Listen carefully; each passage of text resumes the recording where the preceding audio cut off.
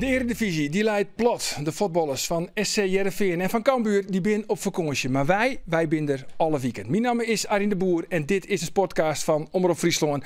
En de heren zitten er weer klaar voor. Andor Faber, Roelof de Vries en de algemeen directeur van SC Cambuur, Art de Graaf. Welkom, mooi dat je er bent. Dankjewel. Ja, het WK is begonnen. Wat doet eigenlijk een algemeen directeur als er net voetballen wordt? Nou, in principe net zoveel als anders. Veel vergaderen, voorbereiden op de tijd die komen gaat. We zijn een nieuw stadion aan het bouwen. Komend weekend een weekendje naar Londen met het gezin.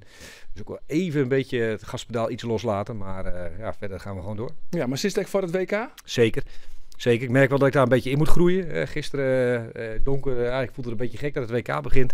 Maar ik heb wel het gevoel dat het de komende weken wel een leuke tijd gaat worden. Dat de bal rolt, dat je mooie wedstrijden gaat zien. Maar die wedstrijd, die openingswedstrijd, heeft de sectie. Die heb ik gezien, zeker. Onze jongste dochter van 11, die is gek van voetbal. Die wilde elke minuut zien. Dus wij hebben gisteren genoten van Qatar tegen Ecuador. Ja, want dan klaaien we wel eens over Virginia. Hè? Maar die keeper van Qatar, die koe er net zo volle van. Hè? Het kan altijd slimmer, zo zie je maar bij. Ja, maar van toch weer de 2 miljoen mensen die hebben naar die wedstrijd zitten te zien, toch? En hij is ook met jongen Roelof. Ja? Er zijn mensen die boycotten het, hè. En dat snap ik wel enigszins trouwens, hè. Maar het is bezig, dus daar ga ik het toch wel weer zin in op een bepaalde manier. Nog een speciaal vakantienaam. Toch, ik weet net. Nou ja, om het WK'tje aan te kennen. Je zag van oer nog steeds dat ik eigenlijk verplicht vakantie nemen moest. Nog eens week zal ik kwijt. Dus ik denk dat als ik dat vakantie neem, dan neem ik nou maar die 3 weken vakantie.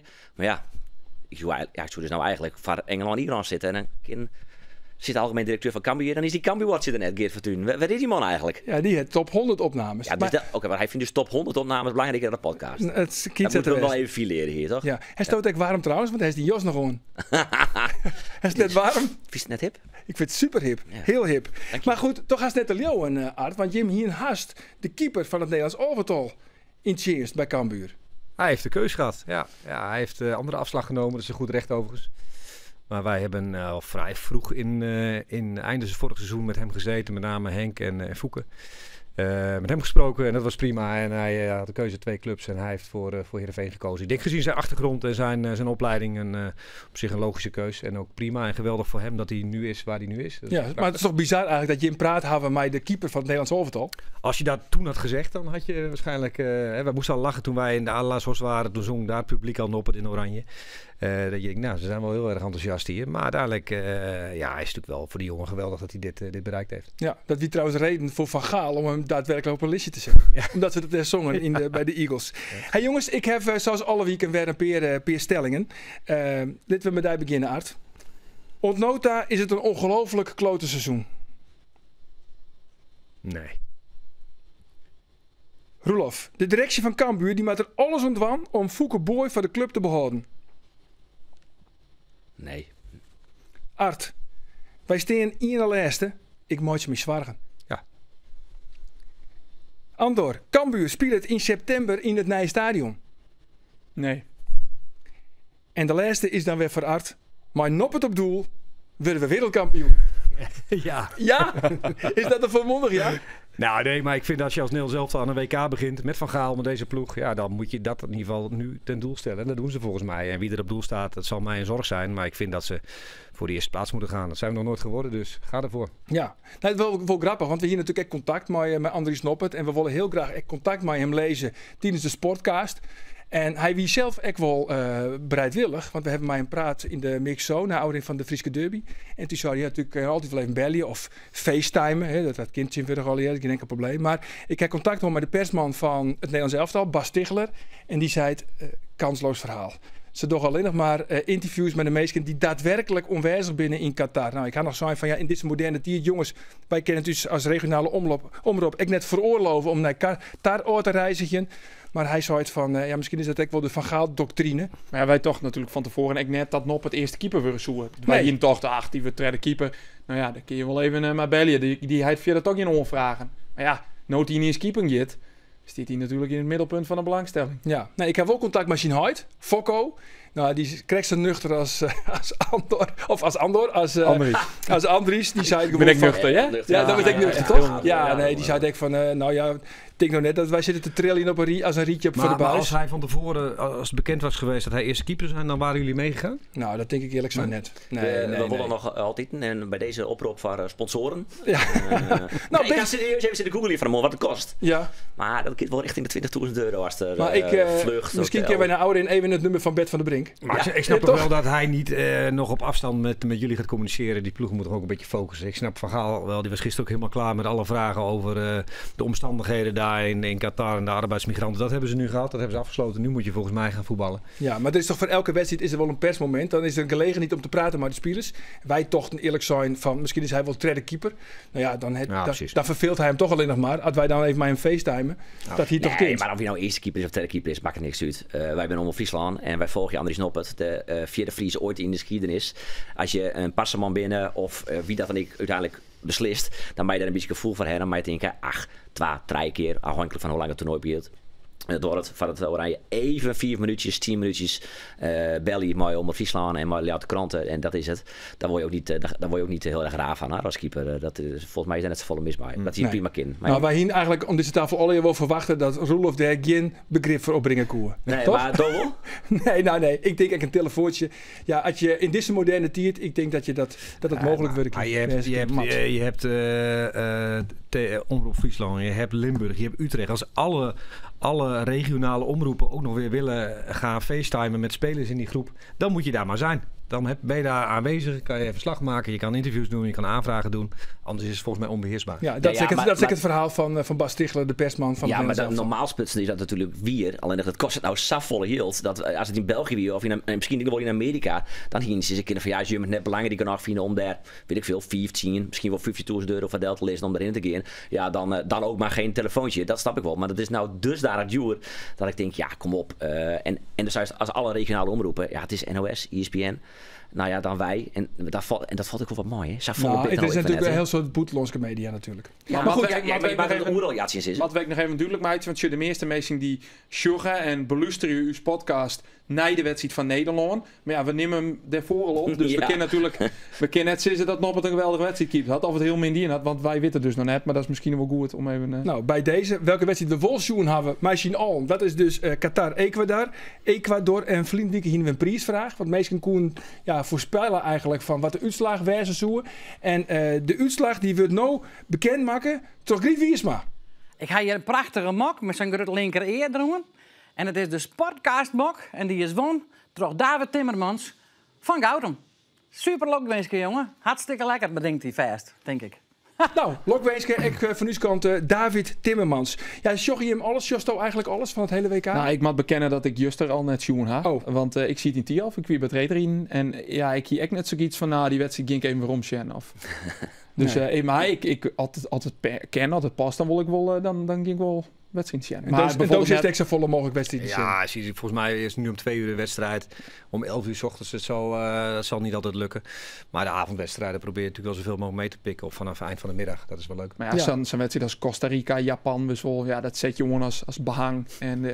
Maar daar ga je net echt voor zitten, tenminste ik net. Denemarken, Tunesië?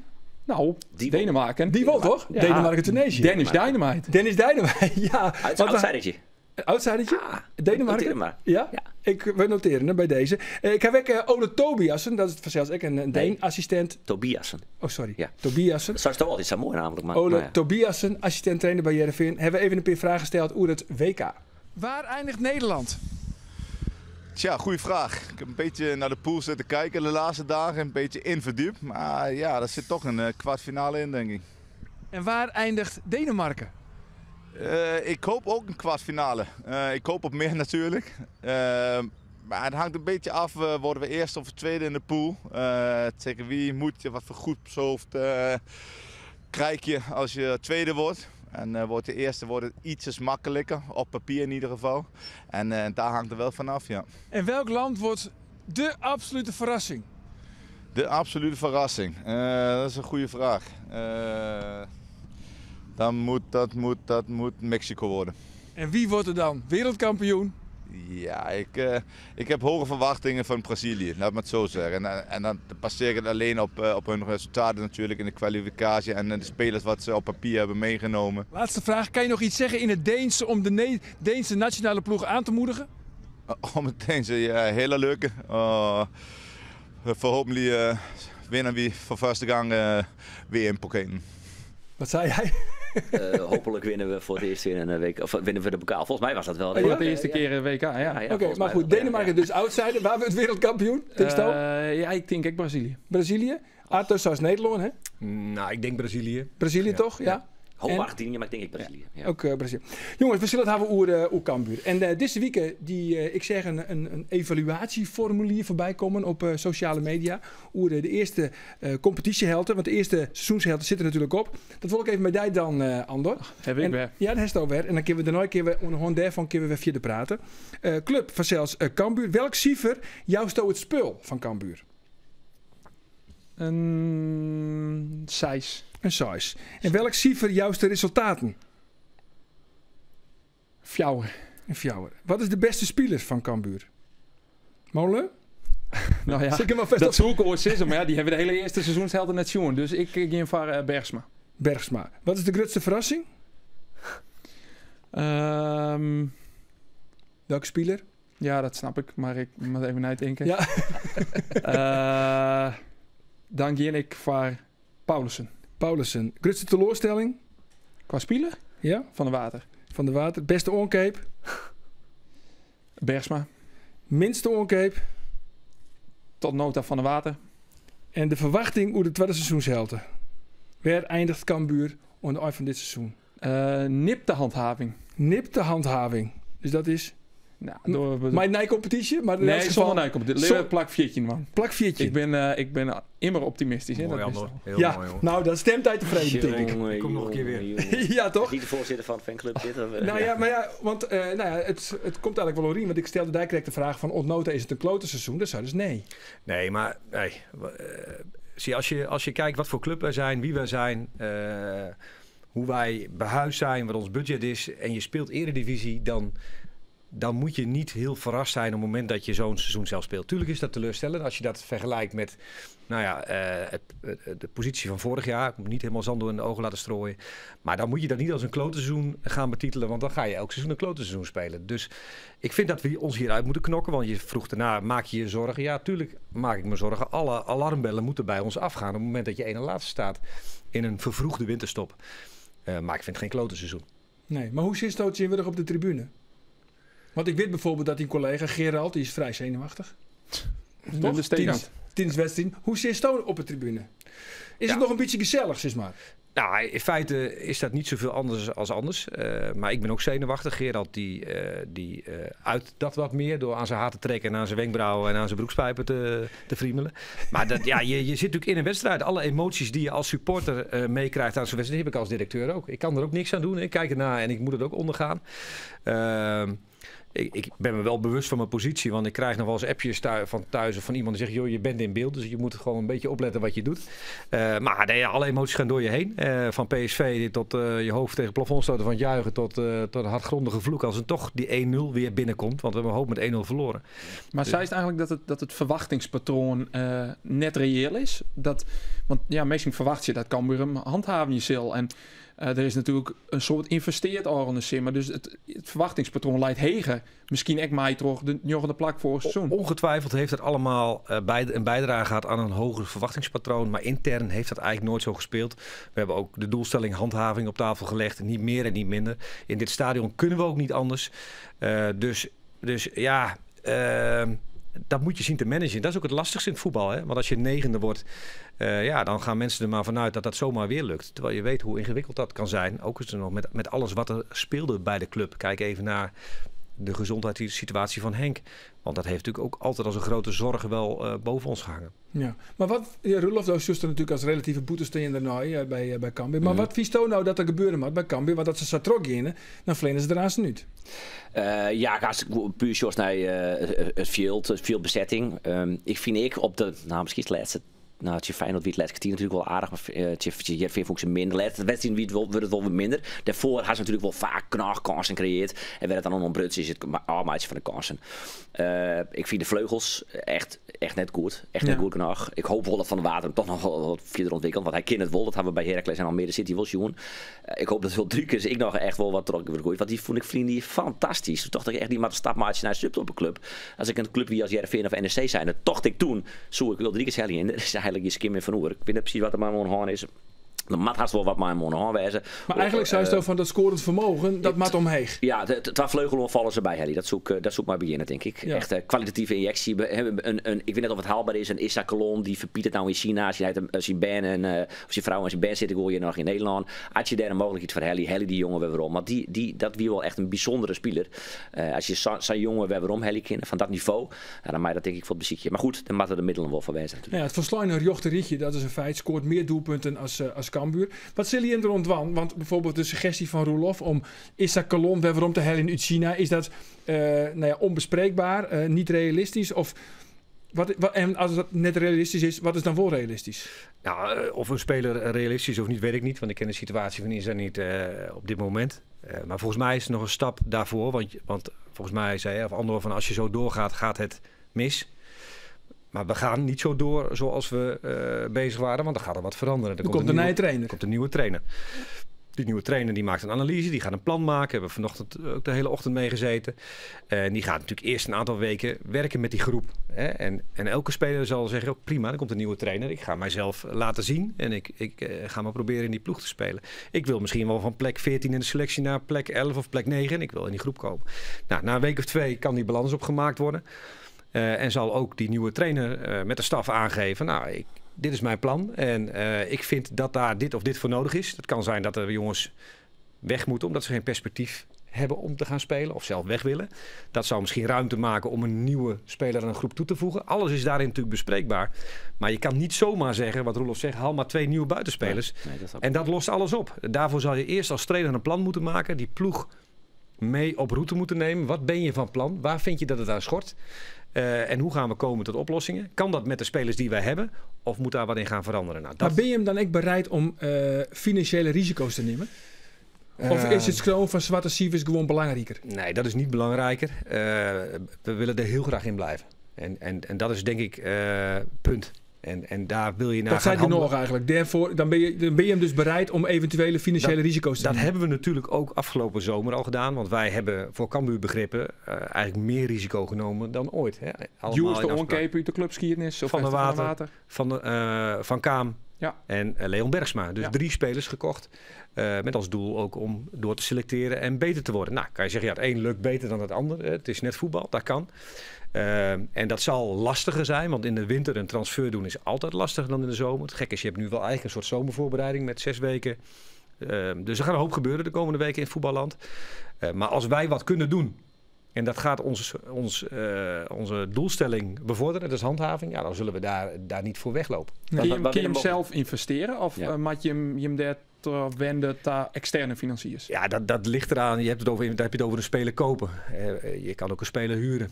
Er zijn allerlei varianten. En als wij een speler willen kopen, ja, dan zullen we daarover met elkaar in gesprek moeten hoe we dat moeten gaan doen. En wat voor risico neem je dan? En hoeveel procent vergroot dat de kans om erin te blijven? Dat is heel moeilijk. Maar die afweging moet je met elkaar gaan maken. Maar zover zijn we nog niet. Eerst moet die nieuwe coach aan de slag met die ploeg. En die heeft een plan gemaakt. Uitgebreide presentatie. Je kunt precies zien waar vindt hij dat de schoen wringt. Hoe gaan we dat verbeteren? En ja, voegt daar dan iets aan toe wat daarbij gaat helpen, ja of nee? Of zegt hij, nee, ik kan het hiermee redden, jongens, dat is prima. Nee, wat ik zie is 12 vleugelafvallers, maar dan ken ik vroeg dat ze voor jou het rijden spelen blijven. Maar als al deze tot de conclusie komt dat hier een oorsysteem spelen wordt, ja, dan had het misschien helemaal geen zin om 12 vleugelafvallers te hebben. We hebben wel de conclusie getrokken van, vorig jaar had je Issa Colon, die had een hele belangrijke rol vanwege zijn snelheid en zijn diepgang. Die ging en vooral altijd in de tandem met Bangura. Ook dat, maar ook het feit dat hij met zijn wapen, de tegenstander zal altijd daar rekening mee houden met die snelheid, waardoor er op de andere plek in het veld ruimte komt. Dat is nu weg, dus je bent wat voorspelbaarder. Nou, dan moet je zeggen, moeten we dan Issa Colon terughalen? Of zijn er ook jongens in deze groep die dat ook kunnen? kunnen die dat ook opbrengen. Hè? Misschien niet met die startsnelheid, maar kunnen wel constant voor die diepgang gaan zorgen. Ik vind Mambimbi Bigeliks wel zo'n type speler. Alleen dat is het totaal nog net uitkaart. Nee, maar dat zal dus die nieuwe coach wel moeten gaan ervaren. Wat voor vlees heb ik nou precies in de kuip? En kunnen ze dat wat ik van ze ga verwachten? Nou, daar heb je normaal maar 2 weken de tijd voor. Want dan is het kerstdagen en dan heb je een weekje trainingskamp. Dan moet je aan de bak. En nu heb je een week of 6, 7 om daar dat voor te bereiden en daarna te kijken. Dus ja, prachtige periode. Voor ons misschien wel de redding van dit seizoen. Hè, dat je nu stopt en die tijd hebt om je voor te gaan bereiden. Om die herkansing te krijgen. Voor andere ploegen die geweldig in de race zaten, is het nu vervelend dat je moet stoppen. Nou, daar moeten we dus ook maximaal gebruik van maken. Ja, er zijn wel wat vragen binnenkwamen. Ik van Sjoggers. En dat gaat ook over de hier-spelers onder oren. Dit is van Danny. Kunnen spelers die je hem hier hebben, ik in de winterstop al weer rondgestuurd worden, zodat er wat meer ruimte komt in het salarishuis? Of zitten je hier onvast onder mooi de simmer? Wat is hier oer oud praat? En ik heb de oer Mambimbi, Virginia, Balk, dat soort jongens. Nou, in principe huur je jongens voor een heel seizoen. Punt. In principe. Die kun je net... Ja. Ja. Maar daarvoor geldt ook, er is bij niemand sprake van hoe gaan we daar nou van afkomen. Ook daarvan zegt een trainer van ik zie zeer veel perspectief, maar ik wil dat wel zien met eigen ogen. Ja, het is wel eens gebeurd dat een ploeg waar je een speler van huurt ziet dat zijn speler niet meer gaat spelen. Dat die zegt, ja, kom dan maar terug.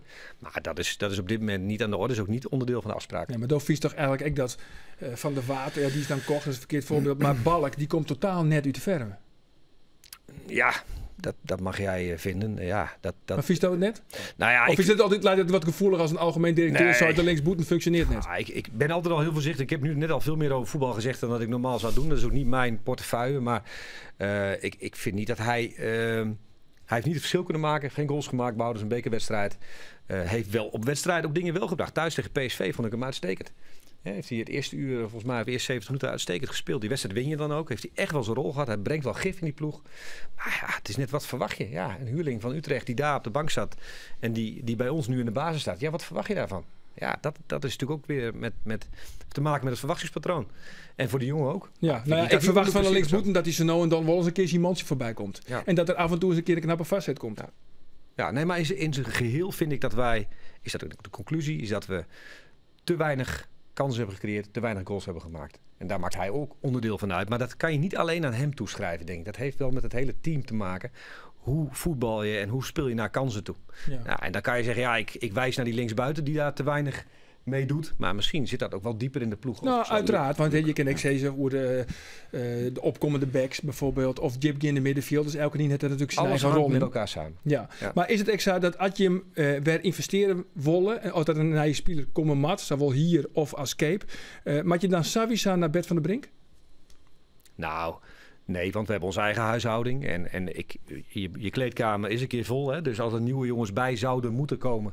dan is vaak inherent het feit dat daar ook jongens weg moeten. Want anders heb je kleedkamer die groep veel te groot. Daarom ik de vraag van Danny. Hè? Ja, maar dat hoeft zit je niet daar om spelers. Maar er zijn ook jongens die gewoon onder contract staan... die misschien dan te weinig perspectief voelen. Dus dat betekent dat er weer jongens gaan vertrekken. Dat maakt ruimte in je salarisbudget waar je wel weer wat mee kan. Dus dat kunnen we eigenlijk allemaal zelf wel organiseren. Maar het moet wel kennen, want zoals Orne Simmer, hoe Cambuur Orski nemen van Jasper ter Heide, van Johnny van der Meer, die mocht op hierbasis voort. Ja, daar kwamen gewoon geen clubs voor. Werd door die spelers nou nog bij Cambuur spelen. Dus het maakt inderdaad, je kent het wollen, maar clubs maakt echt die spelers gaan wollen. Nee, maar er zijn ook wel spelers die wel weg konden, waarvan wij in de zomer gezegd hebben, dat gaat nu niet gebeuren, want we hebben allerlei blessures en we spelen zaterdag competitie. Je moet gewoon spelen, dus je kan nu niet weg. Dus nou, zeker de top van de KKD, die is geïnteresseerd in spelers van Cambuur. Punt. Ja. Maar hoe groot is de kans dat er nog spelers voortgaan dan? Is er bijvoorbeeld een Bangura? Hè? Want daar rennen we nevens mij ook al haast oorlog te speculeren dat de volgende cashcow wordt van Cambuur. Maar hoe groot is de kans dat er nog spelers los van namen voortgaan in de winter? Ja, dat vind ik heel lastig te zeggen. Wintertransfers vinden niet zo heel veel plaats in Nederland. Dat kan. Als er ergens een blessure is of ergens is de nood aan de man. Maar doorgaans gebeuren dat soort dingen in de zomer. Maar uitsluiten kan je het natuurlijk niet. Ik bedoel, ik kan niet bij andere clubs in de keuken kijken en hoe die naar onze spelers kijken en of die zich in de winter gaan melden, ja of nee. Ik weet het niet. Nee, want is Bangura de beste speler op dit moment van Cambuur? Nou, die had ik dit seizoen wel een mindere fase hoorn. Maar ik vind wel de Orne Wieken voor de winterstop. zoals de oude Bangura wil weer waarom komen. Dus dan jet hij zeker inderdaad bij momenteel een van de betere spelers. Ja. Ja. En ik inderdaad weer Cambuur Jilt om wat je ken. Want Cambuur het verleden week de optie in zijn contract ligt. Terwijl hij nog een jaar langer vers leidt. Dus in principe kan Cambuur hem omkomende simmer verkeerpje. Ja, dat is wel een toekezet is dat. Wat klopt eigenlijk van dat Feyenoord op Bob Melden had en dat Jim Sarn heeft van voor onder de 3 miljoen gaat hij net vod. Ik zeg een gerucht wat er om gaat. Ja, dat klopt. Voor onder de 3 net vod. Afgelopen zomer heeft Feyenoord zich gemeld, maar het is niet zozeer tot geld gekomen. Oké. Maar Feyenoord hebben we wel contact mee gehad, klopt. Ja. Maar die 3 miljoen, wat is hoe is 3 miljoen? Nou. De wil Stoom dan wel naar Rotterdam brengen. Nou, Ja, maar de kist daar volle voor het anders kan zijn. Maar zo concreet is dat bedrag niet op tafel geweest. Maar wij hebben wel rechtstreeks contact met Feyenoord gehad over Bangura. Alleen dat is niet verder gekomen. Ook zij hebben andere keuzes gemaakt. Ook zij hadden met allerlei interne gezondheidsperikelen van mensen te maken. Dus, maar dat er interesse geweest is. En ik vond ook na de Feyenoord-Cambuur van 2 weken geleden ook de trainer van Feyenoord weer uiterst positief over Alex Bangura. Dat is mooi. Dus het feit dat zij hem volgen, hij komt daar vandaan.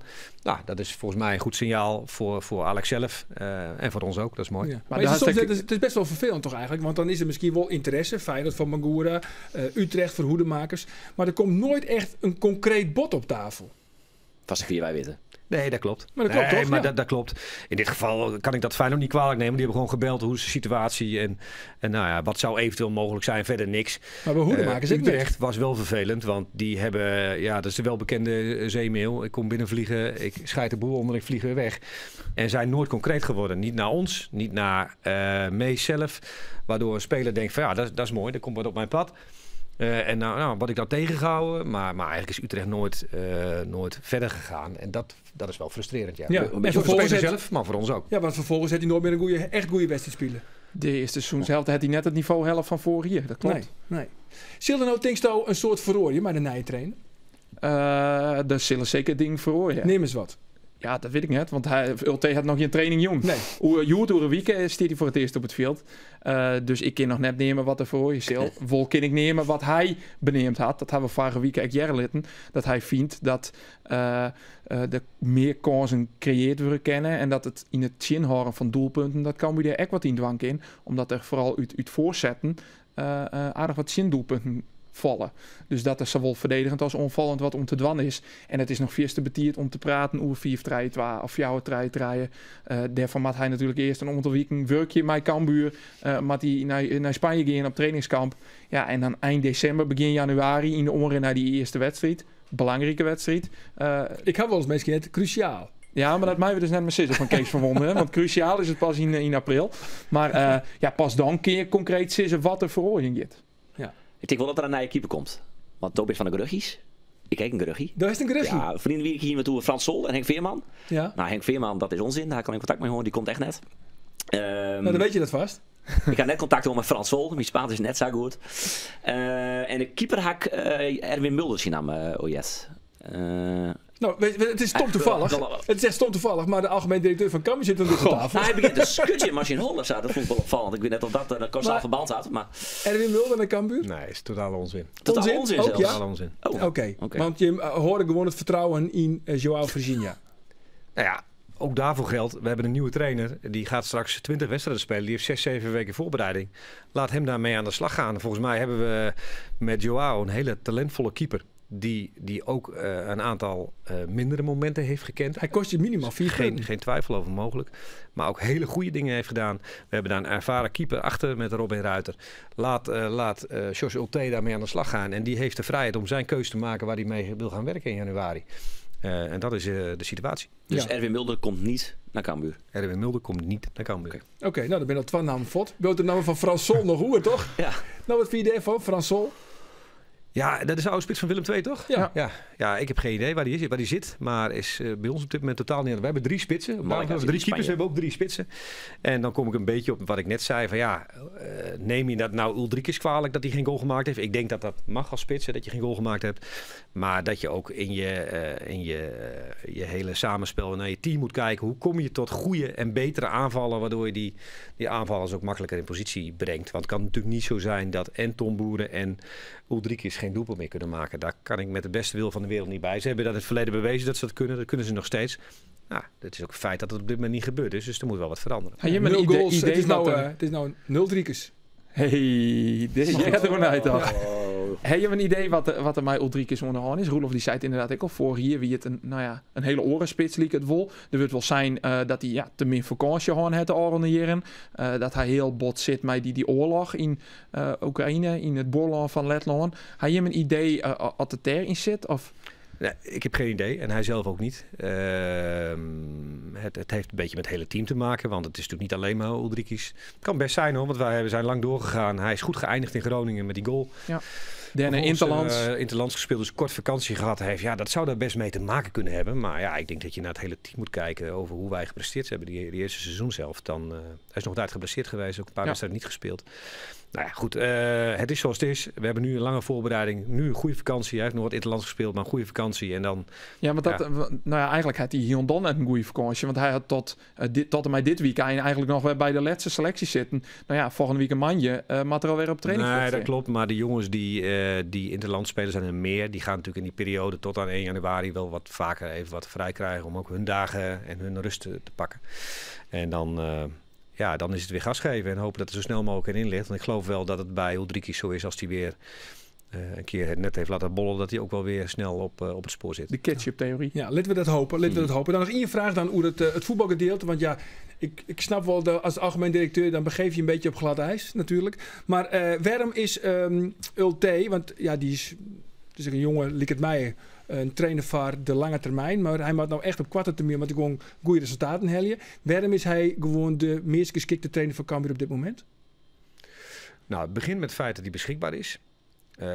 2, hij heeft laten zien in deze situatie hoe hij moet handelen. Kijk naar wat hij bij Fortuna gedaan heeft. Een aantal seizoenen. Hij is begonnen volgens mij met 4 punten. Toen Hofland ontslagen werd.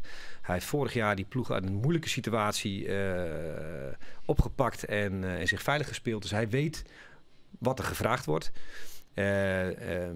Past goed bij de club, past goed bij de staf. Met iedereen gesprekken gevoerd en eigenlijk iedereen had daar een uitstekend gevoel bij. Ja, en hij neemt wel het belangrijkste op dit moment. Ja, en hij neemt aan zijn assistent Rob Alflen, die komt hè? Dat is wel de bedoeling. Die was nog in het buitenland. Die komt vandaag weer. Dus is de planning ook eind van deze week op de club zijn om te kijken of we dat kunnen afronden. Ja, daar ga ik vanuit dat het gaat lukken, ja. Ja, en dan moet er toch Ian op de tribune zitten aan. Want dan dat is Rob Alflen. Dat is Rob Alflen. Ja. Die gaat aan op de tribune zitten. Ja, Sjors gaat op de bank zitten met Pascal en met Martijn. Ja. Oké. Ja. En dat vond Alflen geen enkel probleem op de tribune te zitten. Hij hoeft geen kaartje te keepje, toch? Nee, maar iedereen heeft zijn rol. En dat is hoe Sjors als leider van de staf die taken verdeelt. En daar kan je ja of nee tegen zeggen. En als iedereen daar ja tegen zegt, dan ga ik ervan uit dat je dat wil. Dus want die wens bij Ulte zelf, wij kwamen. Je mag net als club zijn van, wij vinden dat Barto en Bosgaard in die dugout zitten matten? Nee hoor, dat komt bij hem zelf weg. Bij Ulte. Hij heeft wel aangegeven, joh, er moet snel resultaat komen. Ik vind het wel prettig als ik iemand bij me heb die mijn manier van werken kent. Die ook snel dat kan injecteren in die groep door dat tussendoor te lopen. Maar geen enkel geweld doen aan de assistenten die er zijn. Want die hebben een geweldige job geleverd de afgelopen jaren. En ook het maar weer gewoon even overgenomen van Henk. Bij een ploeg in de eredivisie. Dus daar is veel respect voor, ook vanuit Sjors. Alleen wel gezegd, ja, we hebben niet eeuwig de tijd om te groeien. We moeten snel presteren. Daar heb ik wel mijn mensen voor nodig. Ik moet zeggen, daar hadden wij eigenlijk allemaal vrij snel begrip voor. En ik moet eerlijk zeggen, als ik zelf hoofdtrainer zou zijn en ik ga naar een club, dan zou ik het ook wenselijk vinden om iemand mee te nemen waar ik van weet dat hij precies mij aanvult en hoe we gaan samenwerken. Daar is geen twijfel over mogelijk. Nee, helder. Goed jongens, dan een oor. Had je jeuk? Ja. Hoe komt het bij hoe komt het bij Foucaboy? Technisch manager bij Cambuur. Want hij wie van het team, wie hij bij u in de podcast. Heeft al ongetwijfeld jet. En hij wie was schimmig hoe zijn toekomst. Van ja, hij wie er een beetje onduidelijk hoe. Hij heeft nou net een parteer maar je hem zijn contract rint onder eind van dit seizoen rint oor. Is er al wat meer helderheid over? Nou, nee. Maar daar ligt eigenlijk een hele andere vraag boven. En die dus niet zozeer hoe komt het met Foucaboy, want dan heb je het over een naam of over iemand die aan het werk is. Het gaat meer over hoe komt het met de club. En hoe gaan wij die club inrichten voor de komende jaren. Er gaan een hoop ontwikkelingen aankomen bij Cambuur. Waar het stadion natuurlijk het grote vliegwiel is. Daar gaat de club ontegenzeggelijk groeien in begroting, in in medewerkers, in sponsoraantallen. Daar komt een nieuw beleidsplan onder te liggen met doelstellingen. Nou, daar moeten wij een plan op maken. Hoe komt die club eruit te zien?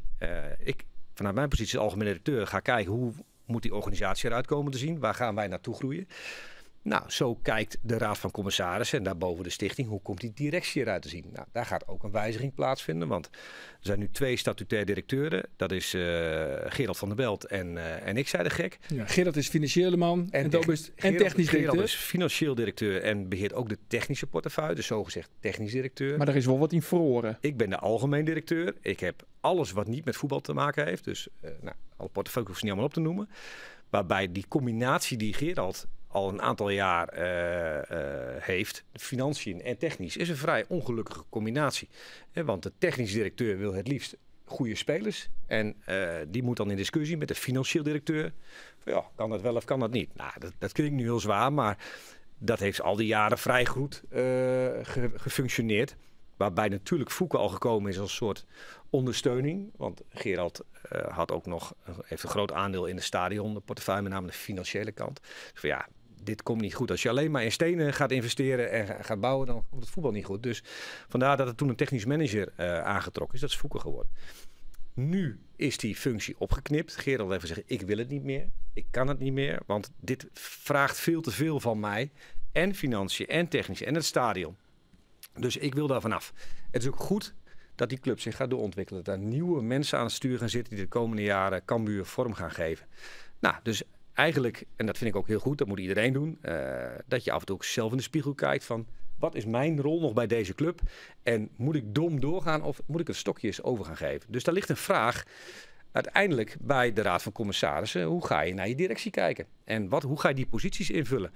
En ga je dan voor een financieel directeur naast de algemeen directeur en technisch manager? Of ga je naar de algemeen directeur en komt er een technisch directeur naast, waardoor misschien de technisch managersfunctie niet nodig is? Wat vind jij?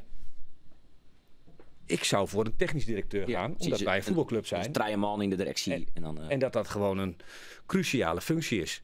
Je ziet ook gelijk, op dit moment volgens mij heel actueel in het betaald voetbal, hoe ingewikkeld dat is. Kijk naar Ajax, kijk naar PSV, kijk naar Feyenoord. Ja, dat is niet zomaar.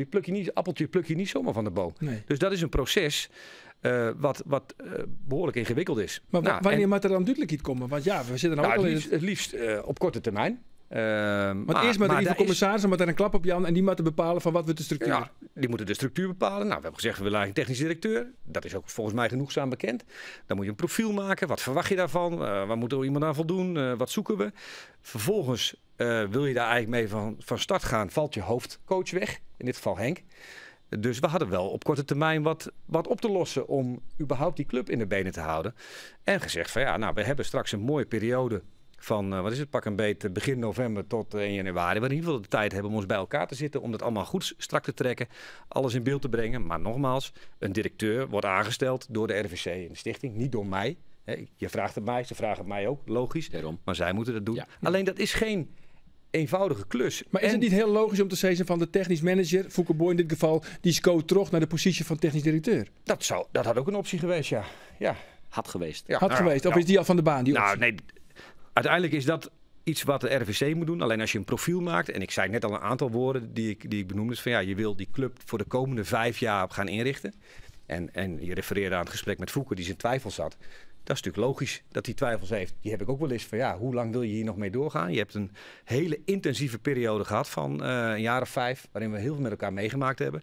Ga je dan voor een volgende fase van nog een keer 5 jaar of moet dat anders? Nou, dat zal Fouke zich afvragen. Dat doet Gerald, die maakt een keus. Ik zou mezelf dat een keer afvragen. Maar dat doet de club natuurlijk ook. Dus in dat licht is het best goed om ook eens naar vernieuwing te kijken. In ieder geval alle opties af te wegen die voorbij komen. En ik snap best dat iedereen dat wil weten en daar heel snel duidelijkheid over wil hebben. Maar ja, als je dat nog niet hebt en je bent daar nog niet uit of je hebt er nog geen, nou, dan kan dat nog niet. En we hebben gezegd, het gaat ook niet om de poppetjes. Met Fouke ook besproken en met Gerald. Het gaat om de club. Alles moet voor Cambuur wijken. Zeker toen Henk wegviel. Ja, dan staat er wel even wat in de fik. Het is niet even dat iemand ziek is. Je hoofdcoach valt weg. Ja, dan moet je je gewoon even druk maken over de club. En niet over jezelf. En toch, hè, Art, want doet Fouke hier bij ons in de podcast ziet en hij vertelde dat. En dat hij nog heel erg in dubio wie. Nou, ouder in we alle drie eigenlijk het gevoel van, ja, dit is hij is het maar zijn laatste seizoen. En als ik daar nou zei, dan denk ik eigenlijk ook van, misschien wil de club wel wat nice, misschien wil Fouke, die moet ik bij hemzelf te reageren. Het zou maar eens een keer het laatste seizoen wezen van Fouke Boy bij Cambuur. Ja, dat zou heel goed kunnen. Het kan ook zijn dat er iemand komt als technisch directeur die met Fouke wil samenwerken. Iemand die misschien nog net zo volle ondervinding had in die rol als technisch directeur. In een andere rol, dat weet ik niet. Maar daarvoor, ik heb er met Fouke ook over gesproken. Fouke, wat wil jij? Wil jij in een andere rol wat doen? Of wil jij aan het stuur zitten ergens? Nou, die afweging moet Fouke ook zelf maken. Alleen eigenlijk kan je daar nog niet goed antwoord op geven, omdat die puzzelstukken allemaal nog op tafel liggen. En daarbij hebben we gezegd, ja, we zijn allemaal aan het werk. Degene die een aflopend contract heeft, doet dat contract minimaal tot 30 juni 2023. Dus ja, we willen duidelijkheid hebben, maar dat moet er dan wel zijn. En de opties moeten duidelijk zijn, de keuzes moeten gemaakt worden. En zover zijn wij nog niet. Ja, maar zoen je net al duidelijk iets... Etienne Reijnen bedoelde hij. Dat bedoelde hij. Etienne Reijnen? Ja. Als technisch directeur die nog net zo volle ervaring heeft. Ja, ik vertaal even wat op zei. Maar dat is een geruchie, hè? Een geruchie. Het is er weer Is die ook weer ontkennen? Etienne Reijnen? Ik heb wat een Zwolse connectie weer. Volgens mij is dit de 26e ingang die jullie zoeken om een naam te toetsen als ik de afgelopen... Ja, maar deze komt uit Zwolle. Ik zal je... En die hebben altijd een streepje voor. En gelukkig weten we niet alles, want dan moet je elke week maar als je weet met hoeveel mensen in het voetbal wij spreken, of bij een uitwedstrijd, of op een terrasje in de Randstad, of op de Veluwe, om gewoon met mensen te praten over de club. Hoe kijk je naar de club? Wat is jouw beeld van die club als buitenstaander? Als je met iedereen waar je eens mee spreekt meteen gaat werken, ja, dan wordt het wel een hele volle boel bij Cambuur. Dus Etienne Reijnen komt net naar Cambuur? Dat weet ik niet. Oh. Maar bij Erwin Mulder die onzin en dit is weet ik niet. Maar dus ja, dan... maar ik ga niet over die functierol over. Dus nee. Ik kan dat niet maar zeggen. Ik denk dat is wel een rolspeler. Nou, maar natuurlijk als je met iemand moet samenwerken, dan zullen die vragen komen. Maar ik ga er niet over. Ik stel diegene ook niet aan. En ik hoop dat er snel duidelijkheid komt. Want als ik weer naar de club kijk en niet naar de poppetjes, voor de club is het belangrijk dat er snel duidelijkheid is. Ja, alleen... en wat is dan snel? Hè? Want ik heb een vraag van Albert Riebes, maar die zei van zoen je net al per 1 januari die naar je technisch directeur wollen. Want die kunnen hem elke vers starten dan weer op komend seizoen. Is dat dan een soort van deadline in januari? Of... Dat kan je niet stellen. Het zou mooi zijn als dat snel is. Alleen, ik denk dat Ajax na het vertrek van Overmars ook voor 1 augustus een nieuwe TD had willen hebben. Of nu weer voor 1 januari. Maar dat zijn gewoon hele moeilijke functies. Een functie in het voetbal is moeilijk. Volgens mij is dat een beetje Cruyffiaans. Er zijn heel veel mensen die weten waar het aan schort in het voetbal als het niet goed gaat. Er zijn weinig mensen die dat kunnen uitleggen hoe dat komt. Maar er zijn er echt maar een paar die aan de juiste knoppen kunnen draaien om iets goed neer te zetten. En je zoekt in dat kleine groepje mensen iemand die bij een club past en die positie kan invullen. En dat is niet eenvoudig. En dan zoek ik ze van door er alles aan om Fouke te behouden. Nou, die moet het zelf ook willen. Die moet het zelf ook willen. Het zelf ook al in diezelfde podcast bij u zijn. Als wij degraderen, dan ben ik voort. Dan heeft mijn missie die ik keren aan bij mijn oorstelling. Die is misleren. Dan heb ik faald, dan hou ik op. Dus dan houdt die sowieso op. Ja. Maar het belangrijkste is dat wij naar de komende jaren kijken hoe ga je die club invullen in de organisatie, in je directie. En dat zijn wel vrij fundamentele keuzes. Dus zomaar even wat doen, dan doe je dit maar. Ja, dat is de weg van de minste weerstand. Het moet goed. Ja, maar het kan maar 1 keer goed nu.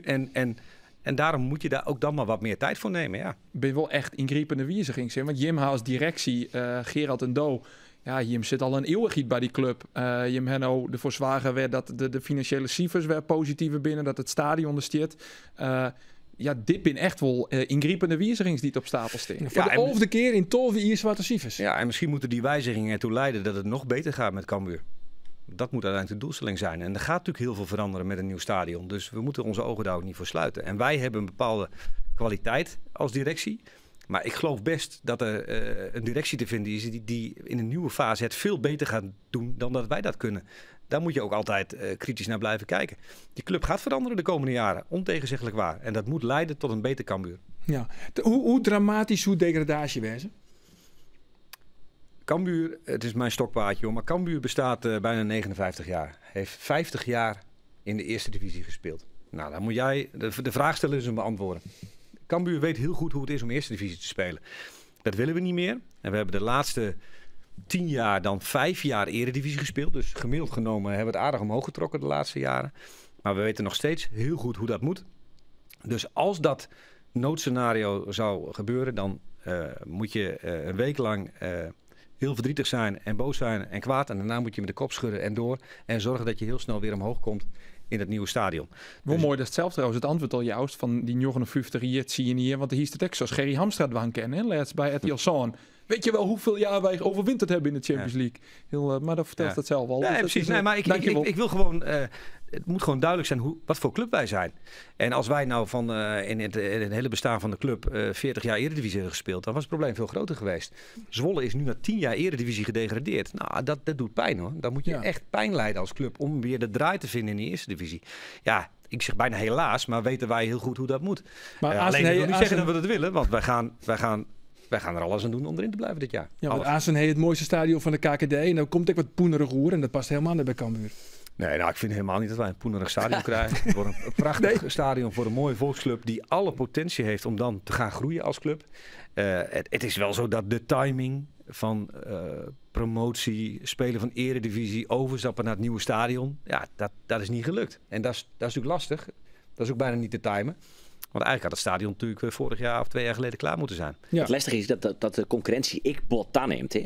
Als je degradeert, is je nou die lading clubs al in de eerste divisie, waar al zelfs een FVV ding nog bij komt. Maar vooral financieel. En dus hebben we gewoon wij NEC. Nou, die had misschien wel min, maar ja, die Boekhoorn die klapte heel zien hoor. Ja. Sparta zit daar ik net voor niks. Hè. Die had niet in Yildiz zien klapt. Met trouwens bepaalde spelers heel in. Die kan je net heel in.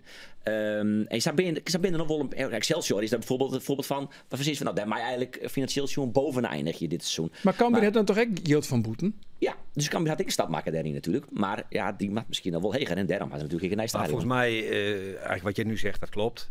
Maar daarom is het ook zo belangrijk dat wij, en niet alleen maar die technische, maar gewoon die hele organisatie goed gaan neerzetten. Een goed organogram gaan maken. Waar gaat die club naartoe? Want als wij wel iets bewezen hebben de afgelopen jaren, is dat je met een goed plan ergens kan komen. Want we hebben een plan gemaakt. We hebben kapitaal aangetrokken. Jij stelde voor de podcast nog een vraag over die heren van Kamminga, Spelersfonds. Dat heeft ergens toe geleid. Ja, en dus wij kunnen dat. Dus al zouden we een keer een stapje terug moeten doen, dat willen we niet. We hebben het er nu zomaar even over van stel je voor dat. Dan weten we ook hoe we weer terug moeten komen. Maar dat betekent wel dat je goede mensen aan boord moet hebben. Organisatiebreed. En daarom kost dat tijd. Ik hoor één ding. In de oude jaren dat is toch zelf en het maar Van der Belt onder het roer zitten van Cambuur heb ik echt wel heel soort waardering voor. Heel respectvol voor hoe je dat opbouwt heb ik eigenlijk wel eens zijn. Hier Jervingen maar samen directie gewoon dan hier dat het is altijd restig. Je hebt eigenlijk altijd wel redelijk nuttige dingen, rare dingen dat ik denk van hé, wat raar. Nou, logische stappen maken, het stadion komt er gewoon. Dus één ding wat ik me altijd wel afvreeg op dit site. Komt hij op. Hoe dat kind dat je hem die spelers maar net verkeep je. Dus je hebben nou, want je mag groeien. En dus maatjes is een Mangura. En daar stelt die vraag op een gegeven moment hoe Feyenoord van hem die 3 miljoen nodig is al dat weet ik dus dan net of dat zij is. Maar bijvoorbeeld hoe de makers, dat bij spelers. Hoe kan het dat je hem die nog net verkocht krijgt die spelers? Want dat wil je hem natuurlijk, want je wilde ik in begrutting groeien en dan maar hem die transfersom hebben. Nou, de spelers die je nu noemt hadden we kunnen verkopen, hebben we bewust zelf niet gedaan, omdat we gemeend hebben dat deze spelers ons dusdanig op niveau houden dat wij erin kunnen blijven. En dat was ons meer waard dan op dat moment verkopen. Mees hadden we vorig jaar in de winterstop kunnen verkopen. Midtjylland. Ja, Alex. Je kan natuurlijk wachten tot er een keer een club bij je komt die een bod gaat doen. Ja, je kan ook wat proactiever de markt in om een speler te gaan verkopen. Ja, wij hebben al de afweging gemaakt. Handhaving is ons nu meer waard. Dat levert meer op. Dus wij gaan daar niet al te hard op sturen. Maar is dat zo? Calon hadden we vorig jaar kunnen verkopen in de winterstop. Hebben we niet gedaan. Zie dat maar dingen. Ja. Nou, die is nou een mooie met Calon zijn we 9e geworden en hebben we uiteindelijk RKC achter ons gelaten op de ranglijst. Dat heeft ons een paar ton tv-geld opgeleverd. Dat had hij ons niet opgeleverd in de verkoop in het half jaar. Nee, maar en we 3 punten minder en je hier die pittel net hoor. Ja, we waren gedegradeerd.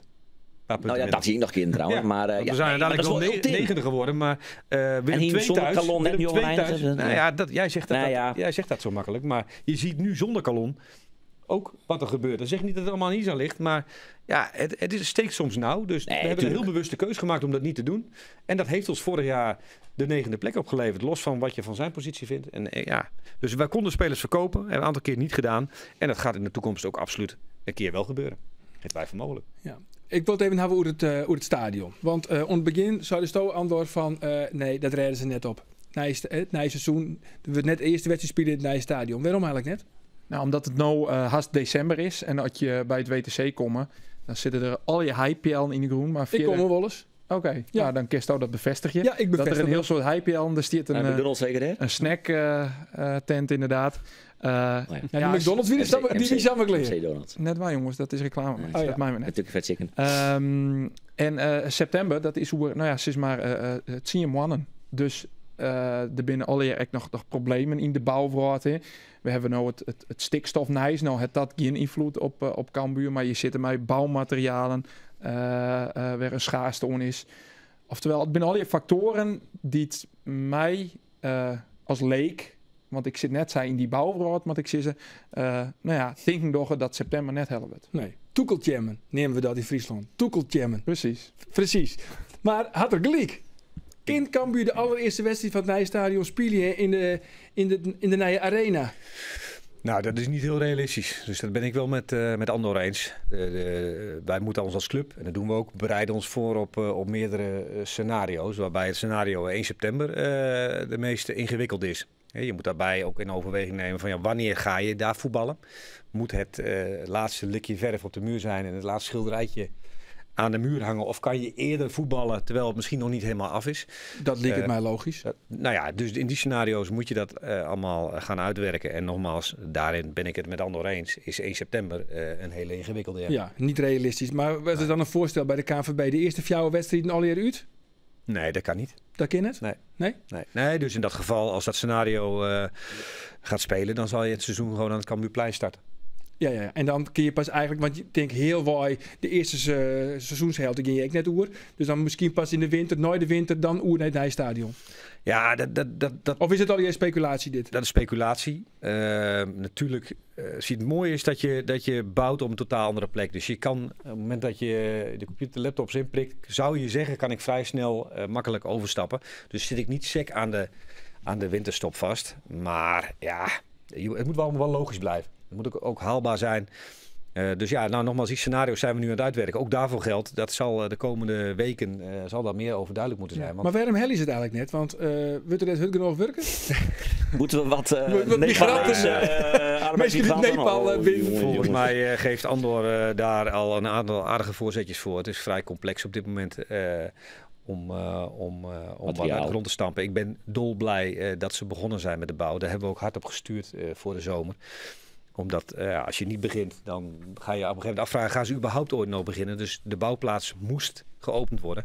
Stel die nou maar die nieuwe stikstofregels. Wat die dan de consequentie wijzen kan als je hem nog net begon wieden. Ja, dat durf ik niet te zeggen. Over problemen die niet spelen, denk ik überhaupt niet na. We hebben genoeg dat is ook nog problemen. Dus dat speelt niet. Maar ja, er spelen genoeg dossiers die dit nog troebel maken. En daar zal Van Wijnen duidelijkheid over moeten geven. Die zijn natuurlijk ook hard mee aan het rekenen. En eerdaags zal daar een keer een knoop over doorgehakt moeten worden. Van wat wordt nu uiteindelijk de planning van dat stadion en wanneer kunnen we over? Want daar zit iedereen natuurlijk op te wachten. Wij willen zo snel mogelijk. En zij moeten daar... er zijn ook afspraken over gemaakt wanneer het klaar moet zijn. Nou, daarbinnen moeten we gaan bewegen. Maar je houden dus rekening met verschillende scenario's waarbij het ideale scenario, namelijk dat het stadion in september speelklaar is, een scenario is waar je hem eigenlijk net meer van uitgaan. Zit ik dat dan niet goed? realistisch, zei je. Is niet realistisch, ja. Is winterstop dan nu wel realistisch of is dat dan net? Ja, wat mij betreft wel. Dat is ook de afspraak. Ja. Maar nogmaals, ook daarvoor geldt, ik kan dat wel zeggen hier. Wij gaan daarvan uit. Maar dat is het scenario wat wij het meest voor het oog hebben. En als alles eerder is meegenomen. Hè? Ik bedoel, als het eerder kan, gaan we eerder. Want we hebben de grote behoefte aan die overstap. Alleen, wat zou nou de ideale openingswedstrijd wezen dan? De derby natuurlijk. Derby. Vreeg je hem even. Nee, dan ga jij stil, joh. Gelijk beginnen met de derby? Nou ja, als je... Het hing een beetje van Ulte hoor, want Azen beginnen met top. Als je in de competitie over moet, dus dan heb je het over de eerste wedstrijd na de winterstop, als dat zo zou zijn. Ja, dat zou natuurlijk een De derby. De derby, ja. Dus daar zetten we een hoop in. Maar daar stuur je hem dan ik op. Dat jou dan wel onder bij KNVB. Van dat zo mooi was als we dan, weet ik veel, 20 januari, ik weet niet wanneer de eerste wedstrijd dan is, van dan je WK. Maar dat we dan Sierra vinken. Dat vreeg je hem dat dan? Of? Ja, maar dat is niet gezegd dat dat zomaar gehonoreerd wordt. Hoor. Nee. Dus, Dat wordt nog lastig. Even een afwachtje. Jongens, niet correct, want we zitten alweer redelijk op het tiert. Van het evaluatieformulier, dus zou dus van de grootste, of de beste oncape eigenlijk van Cambuur. Dat wie Bergsma. Ja. Wat is nou eigenlijk de beste oncape van Cambuur dit seizoen? Ik vind Leon Bergsma ook een uitstekende speler van ons. Ja. En Van Wermerskerken? Ook. Ja, toch? Ik ben altijd wel fan van Wermerskerken. Maar goed, en die, want dat brengt mij dan weer bij het WK. En Mooi Duitsland, berichtje. ja, Duitsland speelt in Japan. En lid van Wermerskerken nou Japaner wezen. En wij hebben hem vregen een peer versissings op dit WK. Waar eindigt Nederland? Ja, hoop ik kampioen. Ja, goede brug. En ja, ik vind zij hebben de kans te winnen. Altijd de tweede positie. Zo hoop ik het dit keer kunnen eerst halen. En waar eindigt Japan? Ja, ik weet niet. De laatste keer best 16. Of zo hoop ik meer dan dat. Maar ja, dit keer echt veel spelers geblesseerd. Zo, ik weet niet. Precies op tijd zij kunnen terugkomen of niet.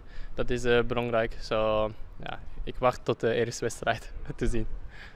Ja, wie wordt de wereldkampioen? Dan is die vraag eigenlijk ook al beantwoord. Ja, Nederlanden. Ja, dat is het beste resultaat voor Nederlanden. Zo, ja, hoop ik.